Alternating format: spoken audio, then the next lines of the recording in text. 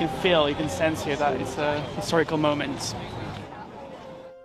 Bring my nan with me today, her ashes, as she loved the Queen. So we bring her with us. Yeah, she loved the Queen, absolutely loved the Queen. They're just a year behind each other. You think of the royal family, but especially the Queen. She's everywhere. She's on our stamps, she's on our biscuits, she's on bedding. So yeah, it's going to be sad that her face isn't going to be everywhere anymore. She's really reminded us of what it means to be putting something, taking a vow and taking that seriously. I'm suddenly emotional about this. I hadn't really thought about it.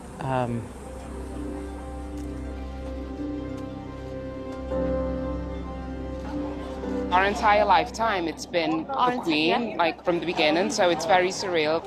We will never see a Queen again in our lifetime. We're never going to see anybody to reign as long as that ever again. It's just, this is a day in history. I will remember her as a lady, as a queen who was very kind, very humble.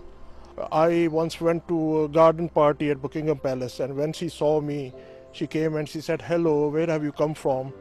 Very nicely. She was down to earth.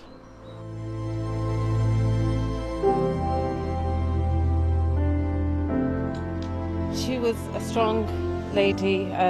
She was a great role model, and she was always smiling. I remember when my grandmother was alive, and she lived in Pakistan. I remember seeing Diana's funeral on telly with her. So I think everybody around the world has been part of the royal family and seen them evolve and grow.